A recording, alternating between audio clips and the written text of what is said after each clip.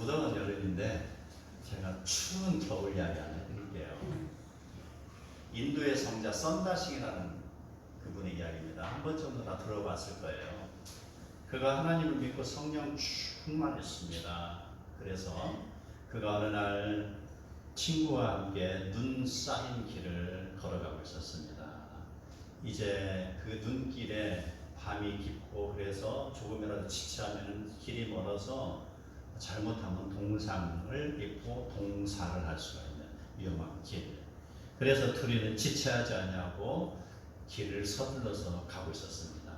한참 가는데 앞에 한 사람이 쓰러져 있는 걸 발견했죠.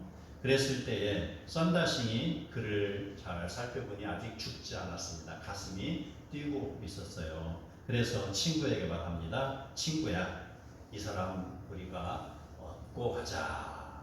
우리가 하나님 믿고 성령 충만했는데 우리가 그냥 가만 쓰겠니? 사랑을 실천하자. 이렇게 이야기한 거예요.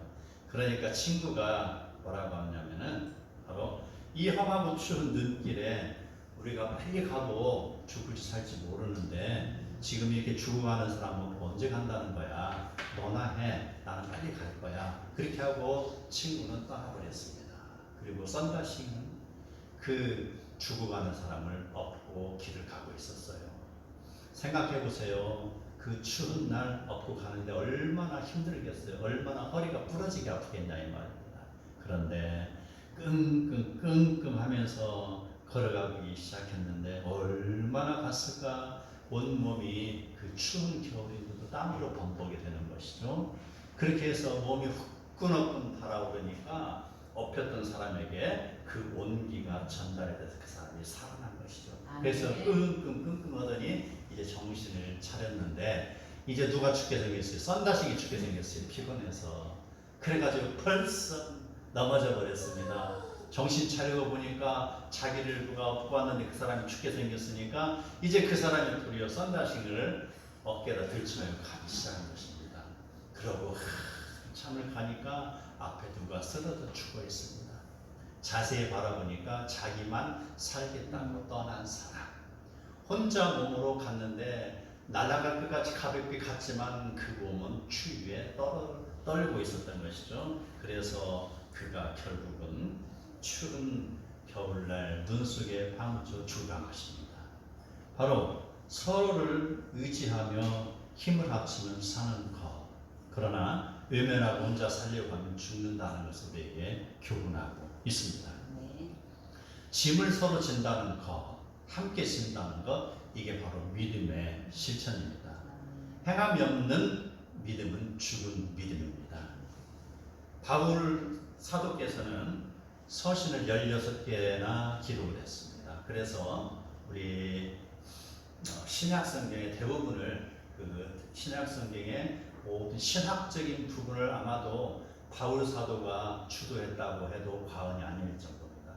자, 바울 사도는요, 그가 젊었을 때 공부했던 모든 것을 바로 예수님을 만난 후에 다시 공부를 해가지고 다시 하나님을 다시 알기 시작했습니다. 그리고 그가 기록한 책들, 이게 바로 바울 서신인데, 자, 공통점이 있습니다. 우리가 알고 있는 바울 서신은 바울은 바로 믿음으로 구원받는다라고 이신칭 오로지 그것만 알고 있어요. 우리는. 그런데 바울 서신을 다 보면은요, 바울 서신 모든 서신이 전반부에는 이론입니다.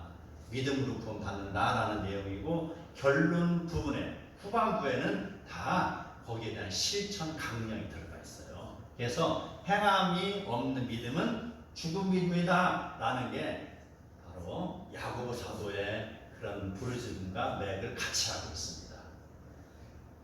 오늘 주어진 말씀 갈라디아서 이 내용은 5장까지의 내용이 바로 이론 부분입니다. 그래서 논리, 신학적인 논리, 이렇게 해야 된다. 바로 하나님 믿음은 복을 받는 것이고 구원의 복에 이르는 것이다. 그리고 성도는 어떻게 살아야 된다. 라는 내용이 지금 6장으로 이어지고 있습니다. 그래서 6장은 바로 실천의 장이다라고 우리가 말할 수 있습니다. 자, 5장에서 나오는 것들, 거기 보면은요, 5장 하반부에 육체의 일과 성령의 일로 구분을 하고 있습니다. 자, 육체의 일이라는 거, 자, 육체, 육신 이렇게 하겠죠. 자, 육신은 소마와 사르스 구분합니다. 자, 우리가 손을 대서 이렇게 만지죠. 이게 몸덩어리예요. 몸. 이건 바로 소마라는 소마 헬라어로. 그런데 자, 육적이다라고 생각해요. 육적이다라는 것은 그 속에 온갖 세상의 물정에 물들어간 생각들, 육적이라고 하죠. 그게 바로 사르스 이렇게 합니다. 사르스. 그래서 여기서 이야기하는 거 바로 사르스로 표현됐어요. 그래서 육체의 소욕은 성령을 거스른다라고 표현이 되고 있습니다. 그래서 육체의 일을 보면은요, 음행하는 것, 더러운 것, 호색하는 것, 그리고 우상 숭배, 주술, 그다음에 원수 맺는 것, 분쟁, 시기, 분냄, 당짓는 것, 그리고 분열하는 것. 그리고 또 있습니다. 바로 이단과 투기와 술 취함과 방탕함이죠. 그래서 이전까지는 이단이 안 들어가 있었어요. 그런데 이제 이단이 들어갑니다. 여기에. 그래서 이단에 넘어가는 건 육적인 것에 넘어가는 것입니다. 왜 이단일까요? 시작은 비슷했는데 마지막에 결과에 가서 하나님의 영광이 아니라 교주의 영광이 되는 것이죠. 이게 이단인 것이죠. 그래서 성경의 내용들을 중간중간에 삐뚤어서 합니다. 그러니까 그걸 듣는 사람들이 어떻습니까? 그 말씀을 삐뚤어서 먹다 보니까 영양결핍이 되는 거예요. 영적인 결핍이 돼요. 그래서 결국 교주를 따라가다가 어디까지 떨어져요? 지옥까지 떨어지는 것이죠. 이게 육적인 거의 일부분이 되는 것입니다. 바로 그러한 것들, 이러한 사람들은요, 공통점이 있습니다. 하나님의 나라를 유업으로 받지 못한다. 그래서 육의 끝은 절망입니다. 사망인 것이에요. 육의 끝은 육적인 것을 이야기합니다. 육적인 것. 자, 그런데 여기서 이제 성령의 일이라고 표현하고 있습니다. 자, 성령은 바로 헬라어로 푸뉴마 이렇게 합니다. 푸뉴마. 그래서 여기서 성령의 열매라는 것은요, 사랑과 희락과 화평과, 그다음에 우리가 잘 알죠? 자비와 양성과 충성과 온유와 절제다. 이게 성령의 열매인 것이죠. 그래서 성령의 일은 바로 성령의 열매를 맺어가는 것입니다. 우리의 일상생활 속에서 우리가 자칫 잘못하면 육적인 거에 넘어갈 수가 있어요. 잠시 소홀하면, 정신을 잠시 차리지 않으면 사탄은 우는 사자와 같아가지고 성도의 정신을 뺏어가는 것이죠. 그래서 야야야야 이렇게 이야기해요. 그래서 하와에게도 이야기했잖아요. 하와야 그랬잖아요. 그래가지고 욕심을 내게 만들었잖아요. 이게 육적인 소욕이라는 것입니다. 그랬을 때 우리는 바짝 긴장해야 돼요. 긴장하고 성령의 소욕을 닮아가야 하는 것입니다. 자, 성령의 소욕을 닮아가는 가장 큰 비결이 어딘 줄 알아요? 여러분, 새벽 예배부터 나오시기 바랍니다. 우리 권사님들이 열심히 새벽 예배 나와 우리 교회 기도의 불을 밝히고 있는데 새벽부터 하나님을 붙드시기 바랍니다. 그러면은 하루 동안의 영적인 에너지, 이게 공급이 되는 거예요. 기도하는 것. 내가 오늘 하루 동안에 어떤 바쁜 일이 있으면 어떻게 해야 돼요? 바쁜 일이 있으니까 오늘은 새벽 예배 잠깐 제가 생략할 것입니다. 이게 아니죠. 하나님, 더 일찍 일어나서 더 새벽 예배를 더 드리는 것이죠. 아버지, 오늘 하루길을 하나님께 의지합니다. 제가 성령에 붙들려서 하루를 살게 해주시, 이렇게 기도하는 것이죠. 그렇게 기도하고 나가는 자, 그의 걸음걸이에 악한 사탄이 덤비지 못하는 것입니다. 믿음으로 가는 방법, 이게 성령의 사랑이 누리는 방법입니다. 사랑하는 성도 여러분, 여러분은 육체의 소욕과 성령의 열매 어디에 속한다고 생각하고 있습니까? 육체의 소욕입니까? 아니면 성령의 열매를 맺는 사람입니까? 만일 성령에 속한 사람이라면 우리 이렇게 이야기할 겁니다. 나 다 알고 있어. 혹시 그렇게 말하는 사람이 있을 수 있습니다. 나 다 알고 있어. 나 주일마다 예배 참석하고 설교를 듣잖아. 나 하나님 믿는 사람이야. 나 그리스도 사랑을 많이 알고 있어. 나 정말 은혜 받은 사람이야. 이렇게 말만 하고 있다면 그는 과연 성령에 속한 사람이라고 할 수 있을까요? 아닙니다. 그는 바로 은혜는 받았지만 바로 그에게는 실천이 없는 것이죠. 바로 믿음의 명사형인 건 맞아요. 하나님 믿는 거 맞잖아요. 믿음의 명사형. 자, 명사형은 움직이지 못하는 거라고 했잖아요. 명사형. 자, 믿음의 명사형에 쌓이는 사람입니다. 근데 명사가 가만히 있으면 어떻게 돼요? 자, 이 명사를 어떻게 누가 천국까지 옮겨주죠? 천국까지 옮기는 거. 동사형이 있어야 되잖아요. 그래서 명사는 바로 하나님과의 나와의 그런 관계이지만 바로 동사형이 움직일 때 하나님과의 관계는 수직입니다. 그리고 동사형은 수평입니다. 그래서 이 수직과 수평이 함께 결부됐을 때 우리가 구원에 이르는 것입니다. 그래서 믿음이 우리를 바로 행동으로 옮기는 것입니다. 그래서 우리는 성경에서 잘 읽어보면은 성경은 언제든지 바로 실천을 강조하고 있습니다. 자, 구약시대의 사람들 한번 보시기 바랍니다. 자, 솔로몬의 어마어마한 잘못 이후에 그 나라는 북이스라엘과 남유다로 갈렸죠. 그리고 얼마나 하나님을 외면하며 살았든지, 자, 그들은 나는 하나님을 믿는 사람입니다 라고 말하면서 그들의 행동은 다른 짓거리를 하는 것이죠. 우상을 섬긴 것이 믿음의 실천이 없잖아요. 그랬을 때 그 일을 320년이 넘도록 그 일을 잘 행해왔어요. 그랬을 때 바로 아수르에게 패망하고 바벨론에게 포로로 끌려가는 것이죠. 자, 바벨론으로 포로로 끌려갈 때 어떻습니까? 하나님이 예레미야 선지자와 또 이사야 선지자를 통해서 너희를 정신 차리라, 믿음으로 돌아오라, 돌아오라 라고 외쳤습니다. 자, 믿음으로 돌아오지 않으면 너희는 조만간에 바벨론으로 끌려가서 70년 동안 고생하고 돌아올 것이다 라고 이야기했잖아요. 자, 그랬을 때 하나님이 그 백성에게 원하는 게 무엇일까요? 그 백성은 입으로는 하나님을 섬깁니다. 그런데 행동으로 섬기지 않습니다. 동사임이 생략된 거예요. 그랬을 때 돌아오라는 메시지죠. 그래서 자, 1차 포로로 끌려갔습니다.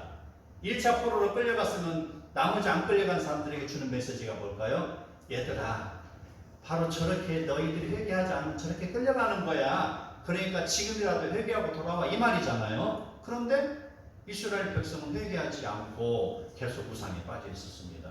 그랬을 때 얼마 있다가 다시 하나님은 2차 포로로 또 끌려가겠습니다. 그러면은 지금 이스라엘 예루살렘 성 안에 있는 사람들 그들에게 주는 메시지가 뭡니까? 얘들아, 너 봤지? 1차로 끌려가고 또 2차로 끌려가서 다음에 너희 차례야 이 말이잖아요. 그럼에도 불구하고 백성은 어떻습니까? 바로 애굽의 신을 섬겼잖아요. 성전 안에서 말입니다. 성전 은밀한 곳에서 말입니다. 그리고 태양신을 섬겼잖아요. 그뿐 아니죠. 바로 바벨론의 림무스, 그것을 갖다 애곡하고 섬기는 모습들을 봤을 때 하나님 마음이 얼마나 아프셨겠어요. 여러분, 말 안 듣는 자녀를 보면 여러분 마음 아프죠? 하나님 마음이 그랬을 거라는 것이죠. 그보다 더 했을 거예요. 그래서 세 번째 포로로 끌려가기 전에 어때? 하나님 마음이 돌아오라 돌아오라잖아요. 회개하고 돌아오면 너희를 보호해 줄 거다. 그 말이잖아요. 그럼에도 불구하고 돌아오지 않는 백성은 세 번째 포로로 끌려가게 만드는 것이죠.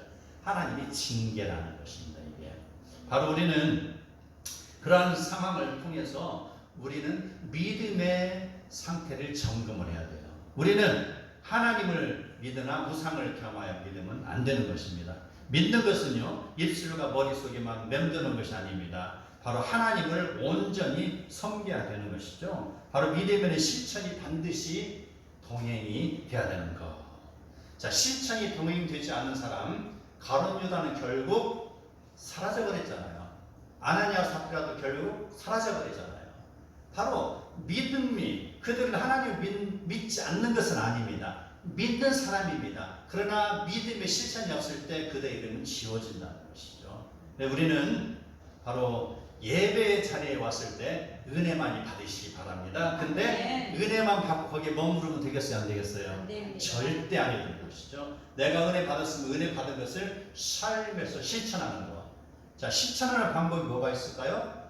우리가 다시 기도해야 되는 것이고요. 내 삶을 하나씩 하나씩 점검을 해야 되는 것입니다. 행여 내가 나의 삶 속에서 나의 주인이 하나님이오라고 했던 것이 까딱 잘못해서 이제 세상이 오라고 내가 몸으로 튕겨나가면 안 된다는 것이죠. 내가 무슨 일을 할 때 오늘 하루의 길을 내가 오른쪽 길로 갈지 왼쪽 길로 갈지 내가 고민되는 그런 횡단보도 앞에 삼거리 앞에 서 있을 때 어떻습니까? 바로 하나님의 길을 걸어가야 된다는 것입니다. 하나님의 일인가 세상 일인가 그 무게 중심에서 왔다 갔다 하면 안 되는 것이죠. 오로지 한쪽 길을 걸어가야 된다는 것입니다. 나의 생각과 나의 걸음걸이와 나의 어떤 마음을 주는 것과 나의 그런 기도하는 시간과 나의 영적인 에너지와 나의 하나님을 향한 물질의 섬김이라든지 전도하는 것이 모든 것이 여기에 해당이 되는 것이죠. 우리는 언제든지 믿음에서는 실천이 동반되어야 됩니다. 하나님이 성도가 실천하고 있는 것을 보고 계시는 것입니다. 그래서 이야기합니다. 종은 울리기 전까지는 종이 아닌 것입니다. 믿음은 실천되기 전까지는 믿음이 아니라는 것이죠. 네. 받은 은혜를 실천하는 방법이 있습니다. 자, 첫 번째, 온유한 마음으로 대해야 되는 것입니다.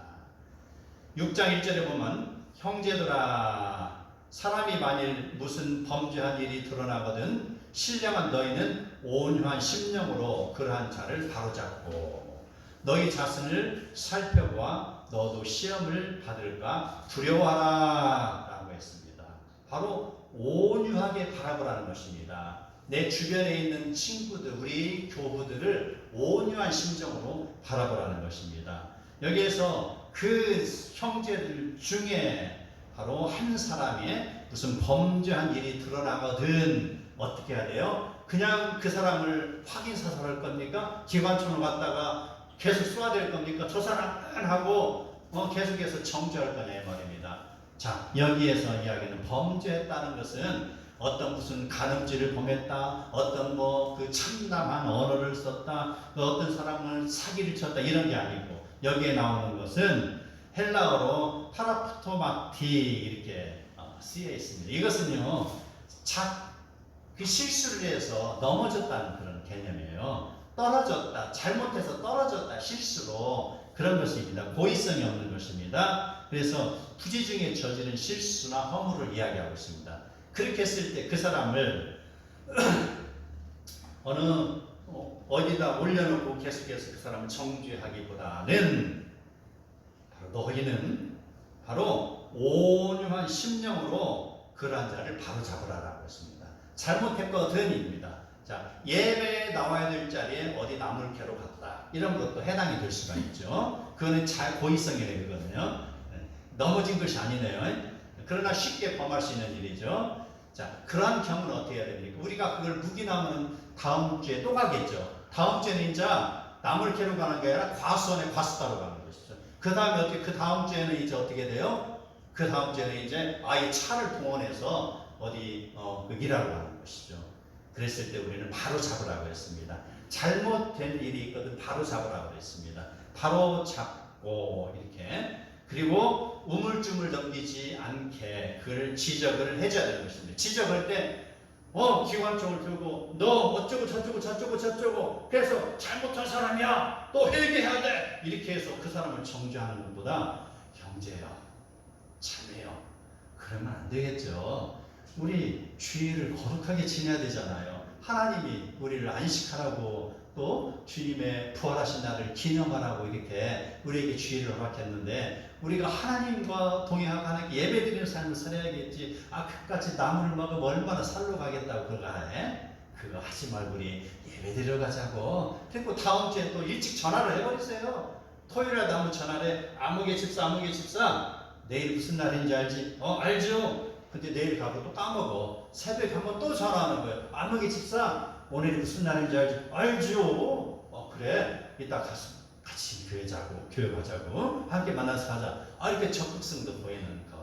이게 그 연약한 성들을 보호하는 방법이에요. 그렇게 해서 우리는 바로 잡아야 됩니다. 그 일이 반복되지 않도록 이게 지혜로운 성도의 비결이 되는 것입니다. 자, 그런 과정에서 절대 멸시해서는 안 됩니다. 그를 비난해서도 안 됩니다. 죄는 미워하지만 바로 죄인은 용서를 해야 되는 걸 우리는 생각을 해야 될 것입니다. 그래서 성경은 바로 온유한 심정으로 그를 대하라고 했습니다. 온유한 마음은 성령의 열매를 맺는 사람의 심리적 상태인 것을 알아야 됩니다. 자, 그렇게 해야 될 이유가 있습니다. 너도 그렇게 실수할 수 있다라는 것. 우리는 항상 염두에 둬야 되는 것이죠. 그렇기 때문에 정죄하지 말고 용서의 손길을 펴야 되는 것입니다. 언제나 우리는 바로 하나님의 명령을 실천할 때 겸손의 모습으로 돼야 될 것입니다. 겸손한 자에게는 적이 있다 없다? 없습니다. 겸손이 가장 큰 방법입니다. 받은 은혜 실천하는 방법의 두 번째 바로 짐을 서로 지어야 된다는 것입니다. 짐을 함께 지라. 이것은 사랑의 실천에 대한 내용입니다. 남의 짐을 진다는 것은 일반적으로 일꾼, 종의 신분에 있는 사람들이 많이 지죠. 끙끙하면서 가서 일을 하잖아요. 그런데 아무런 관계가 없는 사람이 나무 짐을 진다는 것은 쉬운 일이 아닙니다. 그런데 성경은 남의 짐을 지다라고 이야기하고 있습니다.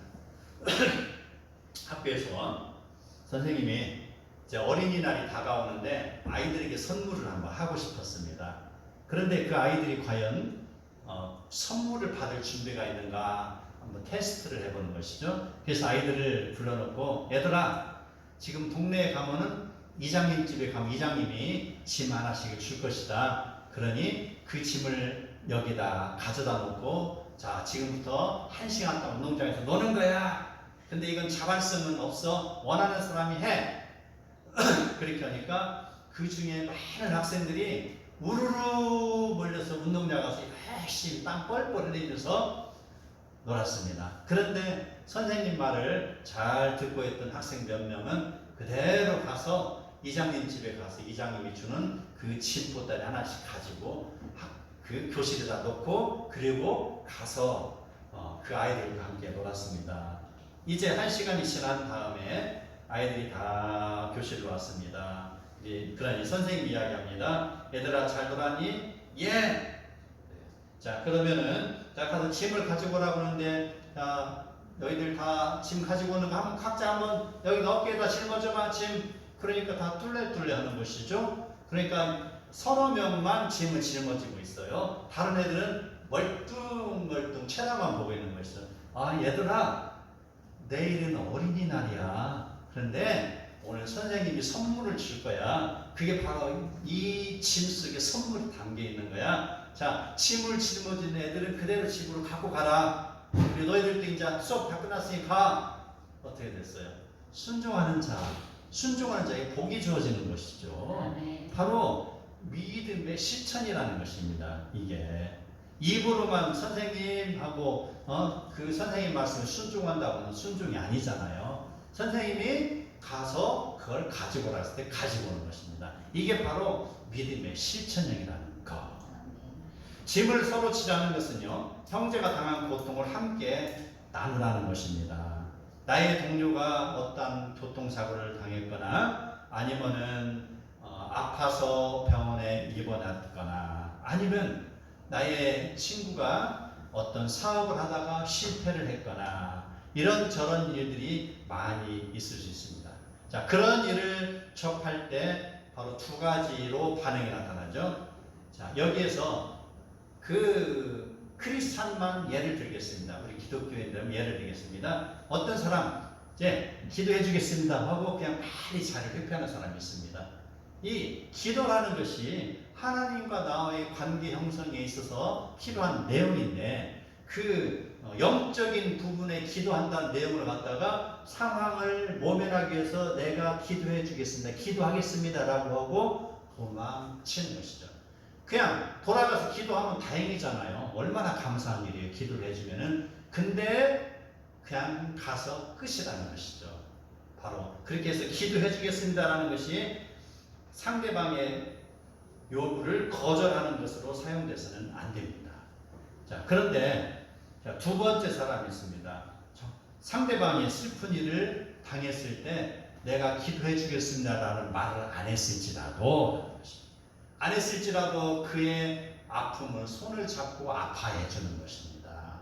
바로 그가 어디에 지금 입원해 있으면 그 바카스라도 한 병 사갖고 가서 위로해주고 그래서 기도해주는 모습들. 그리고 그가 병원에 갔는데 그의 자녀는 어떻습니까? 지금 학교 갔다 오고 시간이 됐다는 말이죠. 그래서 유치원 갔다 오고 시간도 되고 어린아이를 받아줄 사람이 없는 거예요. 그랬을 때 그의 집에 가서 아이들을 맡아서 케어해 주는 거, 이런 게 바로 사랑의 실천이라는 것이죠. 기도해 주겠습니다라는 그렇게 하고 외면하는 것보다 기도해 주겠습니다라고 말은 안 했을지라도 나의 실천이 들어가는 것, 이것이 하나님이 더 기뻐하시는 것이 아니겠나 이 말입니다.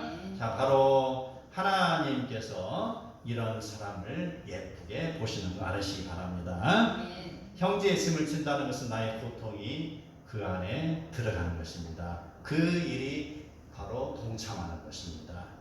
기쁨을 나누면은 2배가 됩니다. 그리고 슬픔을 나누면 절반이 된다고 합니다. 그래서 그것을 나누는 자에게는 행복이 주어지는 것이죠. 그래서 함께 행복해지는 것입니다. 함께 하나님의 은혜를 경험하고 형제요 자매의 사랑을 느끼는 것입니다. 이게 바로 그리스도 안에서의 그런 하나됨의 모습이 되는 것입니다. 썬다싱이 자기를 얻고 걸어갔을 때 그가 힘들었지만 그도 결국은 살았잖아요. 도망쳤던 친구는 죽었잖아요. 업힌 자도 살고 자기도 살고, 그게 바로 남은 바로 배가 되는 법칙입니다. 그리스도의 사랑을 실천하는 것. 사랑은 실천하기 전까지는 사랑이 아닙니다. 믿음은 실천하기 전까지는 믿음이 안 됩니다. 우리는 믿음을 항상 동사형을 언제든지 염두에 두고 살으시기 바랍니다. 받은 은혜를 실천하는 방법, 3번째, 성령을 위하여 심어야 됩니다. 콩을 심은 데 콩이 나오고 팥을 심은 데 팥이 나오는 것은 어느 누구도 거부할 수 없는 진리입니다. 육체를 위해서 심는다는 것은 그 사람의 인생의 목표가 육적인 것들로 가득 차 있는 것입니다. 그랬을 때 육체를 위해서 심었는데 하나님이 복을 주시기를 바라는 것은 성령의 열매를 거두기를 원하는 것이죠. 자, 그 사람이 콩을 심었는데 어떻게 팥의 열매를 그가 수확하기를 기대하냐 이 말입니다. 육체를 위해서 심었다면 결국 육적인 것으로 그가 열매를 맺는 것입니다. 그런 사람들에게 왜 사냐고 물어보면 뭐라고 하는 줄 알아요? 놀기 위해서 삽니다. 어떤 사람 뭐라고 하는지 알아요? 내가 취하기 위해서 삽니다. 인생의 목적이 그거예요. 내가 취하기 위해서 삽니다. 어떤 사람은 뭐라고 하는지 알아요? 쾌락을 위해서 삽니다. 어떤 사람은 뭐라고 하는지 알아요? 음행을 위해서 삽니다. 그 사람 음행이라고 표현하죠. 나 바람 피기 위해서 사는 거야. 삶의 목적이 그거예요. 그런 사람들 각자 목표가 다양하죠. 자, 육을 위해서 심는 모습들입니다. 육을. 어떤 사람은 또 뭐 그렇게까지 죄악된 것은 아닐지라도 바로 내가 나의 주인이 되고 내가 이 땅에서 한바탕 재미나게 살아보기 위해서 이렇게 이야기하는 사람도 있습니다. 각자의 목표는 참으로 다양하죠. 어떤 사람은 내가 권력을 한번 잡아서 세상을 한바탕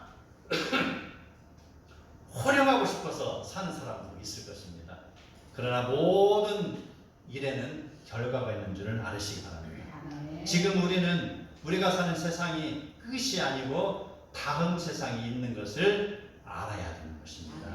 바로 제가 얼마 전에 길을 가다가 어떤 가게 사장님과 마주친 일이 있습니다. 근데 그 사람이 저를 마주치더니 잠깐 이렇게 대면하면서 멋쩍어 저에게 이야기를 겁니다. 목사님, 교회 나오라고 하시려고 하죠? 먼저 질러대는 거예요. 교회 나오라고 하죠? 그러니까 제가 뭐라고 얘기했어요? 목사님이 하는 말은 딱 그거밖에 없죠. 그럼요. 예수 믿고 구원 받으셔.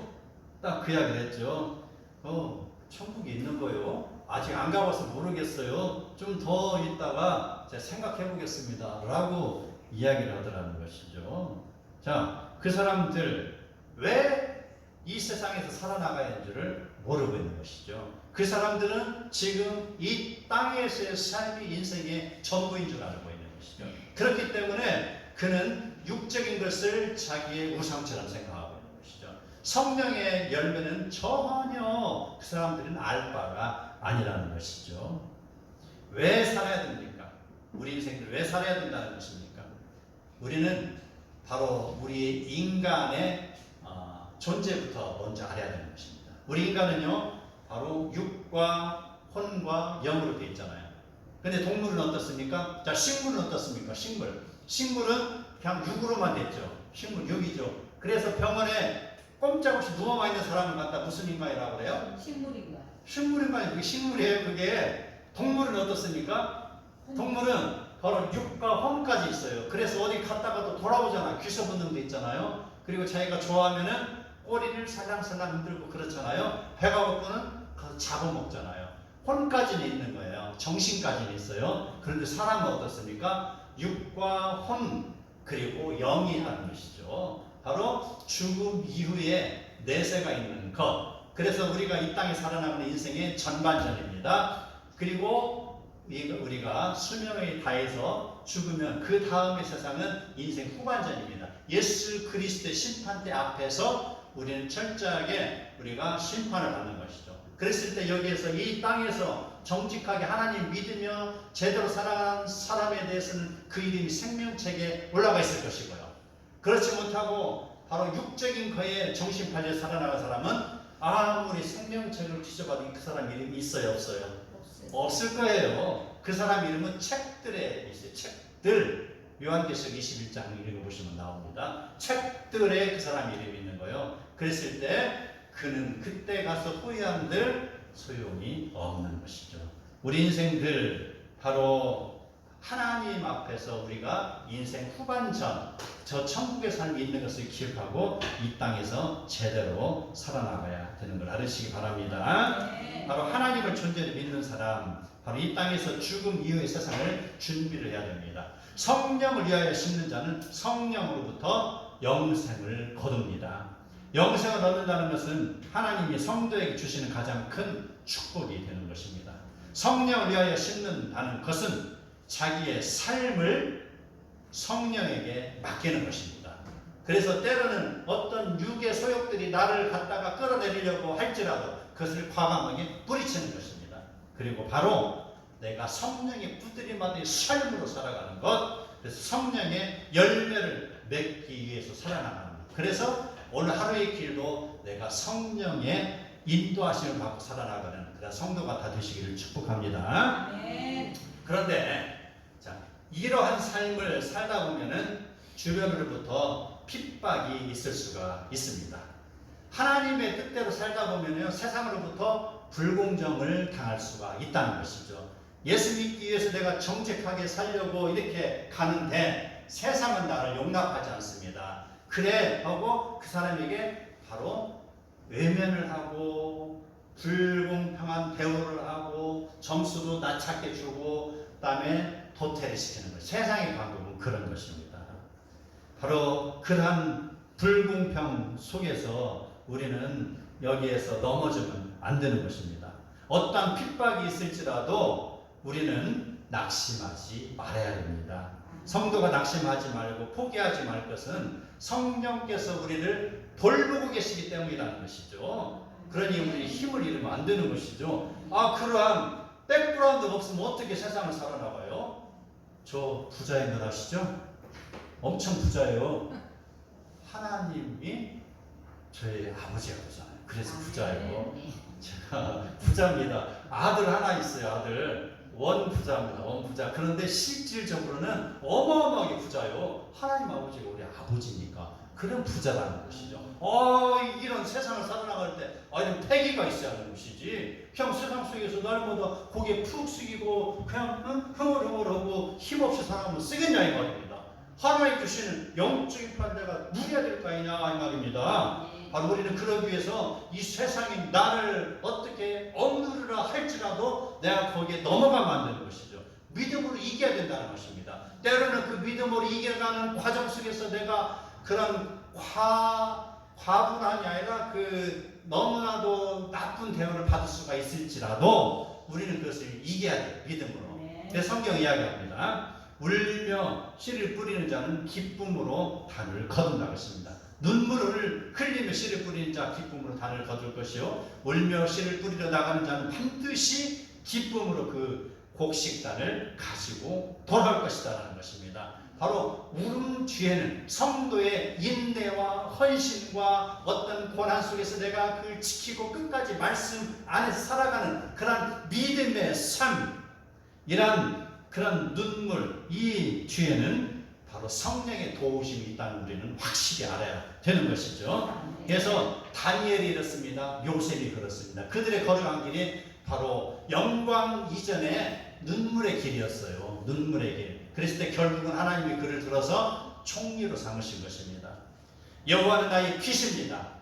나의 구원이십니다. 그러니 내가 누구를 두려워하리요? 여호와는 내 생명의 능력이시니 내가 누구를 무서워하리요? 성도의 가는 길을 누가 막겠습니까? 나의 능력이 되시는 하나님을 의지하고 걸으시기 바랍니다.